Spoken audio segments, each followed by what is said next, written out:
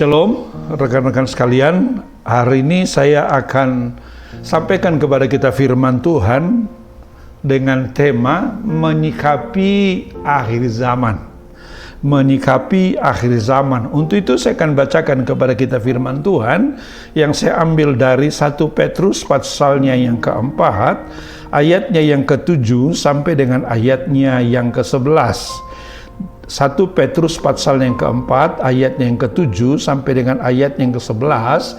Demikianlah firman Tuhan, kesudahan segala sesuatu sudah dekat, karena itu kuasailah dirimu dan jadilah tenang supaya kamu dapat berdoa. Tetapi yang terutama, kasihilah sungguh-sungguh seorang akan yang lain, sebab kasih menutupi banyak sekali dosa. Berilah tumpangan seorang akan yang lain dengan tidak bersungut-sungut, layanilah seorang akan yang lain sesuai dengan karunia yang diperoleh tiap-tiap orang sebagai pengurus yang baik dari kasih karunia Allah. Jika ada orang yang berbicara, baiklah ia berbicara sebagai orang yang menyampaikan firman Allah.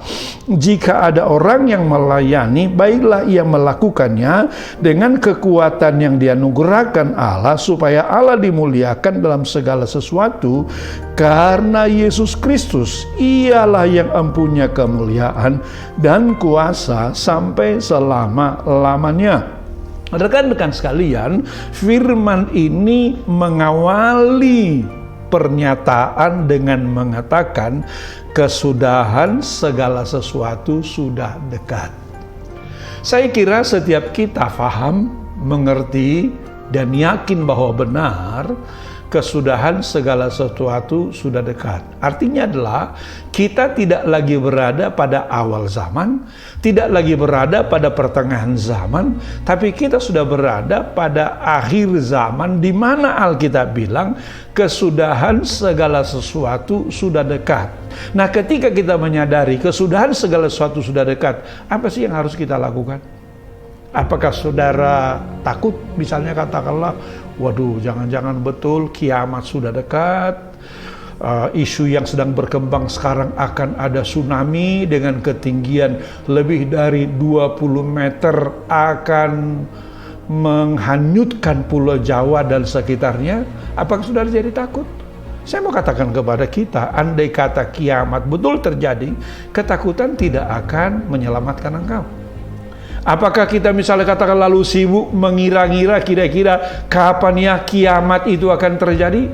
Saya mau sampaikan kepada kita mengira-ngira pun tidak akan kita tahu persis ya kapankah kiamat itu, kapankah kesudahan segala sesuatu akan terjadi. Karena Yesus sendiri mengatakan tidak seorang pun yang tahu akan hari kedatangannya. Kalau gitu apa yang harus kita lakukan? Nah, berdasarkan ayat ini, rekan-rekan sekalian, yang harus kita lakukan dikatakan di sana begini. Ini yang pertama dalam ayat 7.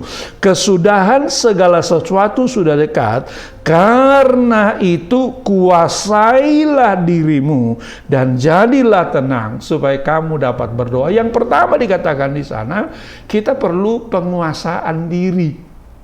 Kenapa perlu penguasaan diri? Ya karena kita hidup dalam masa-masa di mana tantangan-tantangan, di mana kebingungan-kebingungan sedang terjadi. Semua orang berkata sekarang masa kita ini adalah masa disruption, masa gangguan, masa di mana kita akan dicoba dibingungkan dalam berbagai cara. Dalam kondisi seperti itu, yang bisa kita lakukan apa? Jadilah tenang. Saudara percaya kepada apa yang Tuhan katakan, itu akan membuat saya dan membuat kita menjadi tenang. Kenapa kita harus tenang? Alkitab bilang di sana, supaya kamu dapat berdoa. Supaya kamu dapat berdoa. Lah memangnya kenapa mesti berdoa? Rekan-rekan sekalian, saya sampaikan kepada kita, pada masa-masa yang sukar seperti ini, kita sangat membutuhkan doa. Kenapa? Karena doalah yang menjadi sumber kekuatan kita. Doalah yang menjadi sumber kemenangan kita. Ketika engkau berdoa, maka kau menjadi tenang. Ketika engkau tenang, maka kau bisa melewati tantangan-tantangan dan masalah-masalah yang kau hadapi. Kau bisa melewati kebingungan-kebingungan yang sedang terjadi. Kenapa? Karena terjadi percepatan yang luar biasa. Kalau kita baca kitab Daniel, di sana dikatakan bahwa salah satu ciri akhir zaman adalah akan terjadi perubahan yang sangat cepat dalam berbagai bidang kehidupan. Saya kira itu yang kita alami hari-hari ini. Coba saudara renungkan. Mungkin tahun lalu ketika akan memasuki tahun 2020 ini, kita semua pasti punya rencana-rencana besar.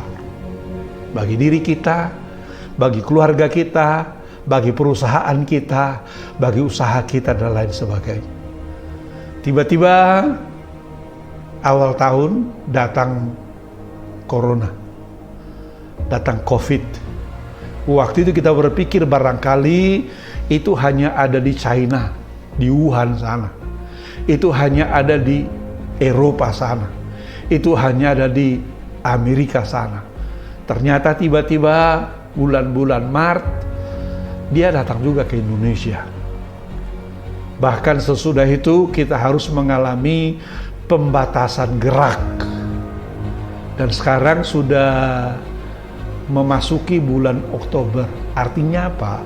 Praktis lebih dari 7 bulan. Semua kegiatan kita hampir berhenti. Sebentar lagi sudah akan masuk bulan Desember 2020. Itu artinya apa? Praktis setahun kita berhenti sama sekali. Banyak yang menghentikan aktivitas perusahaan, aktivitas usaha. Sebagai pendeta juga menghentikan kegiatan gereja, sehingga semuanya terhenti. Coba bayangkan, kalau kita nggak tenang dalam situasi seperti ini, pasti kita semuanya jadi panik. Panik kenapa? Bukan saja karena ancaman penyakit, ancaman dari virus yang kita hadapi, tetapi juga ancaman finansial. Bayangkan ketika 7 bulan perusahaan kita tidak jalan, sementara karyawan tidak mungkin kita tidak bayar gajinya, sementara listrik tidak mungkin kita tidak bayar setiap bulan dan lain sebagainya. Dalam kondisi seperti ini rekan-rekan sekalian, supaya kita tidak stres, maka yang perlu kita lakukan apa? Tenang. Lalu sesudah tenang apa? Berdoa. Ketika kita berdoa, maka kita yakin bahwa Tuhan pasti akan berikan kekuatan dan kemampuan kepada kita. Dan faktanya, dengar sekali lagi, sudah 7 bulan pandemi ini berjalan. Sudah 7 bulan juga kegiatan kita terbatasi.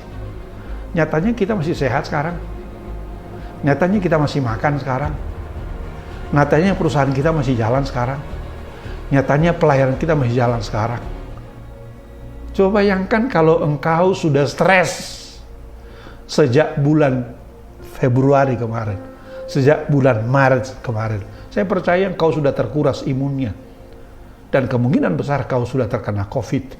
Bahkan juga kemungkinan besar kau sudah meninggal dunia seperti kawan-kawan yang telah meninggal dunia itu. Ya tentu kita sadar betul bahwa mati hidupnya manusia itu di tangan Tuhan. Tetapi usaha kita juga perlu. Usaha apa?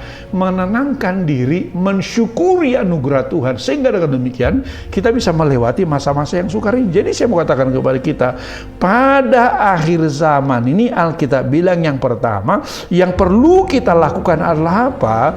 Kita harus tenang, kuasai diri supaya kita bisa berdoa. Tetapi yang berikutnya dikatakan dalam ayat 8, tetapi yang terutama, kasihilah sungguh-sungguh seorang akan yang lain, sebab kasih menutupi banyak sekali dosa. Jadi yang berikutnya yang perlu kita lakukan apa? Kita harus hidup dalam kasih. Kita harus saling menguatkan sekarang, saling menyemangati sekarang, saling mendorong sekarang. Supaya apa? Supaya rekan-rekan kita yang sudah lama dikuatkan kembali. Supaya rekan-rekan kita yang sudah mulai stres disemangati kembali.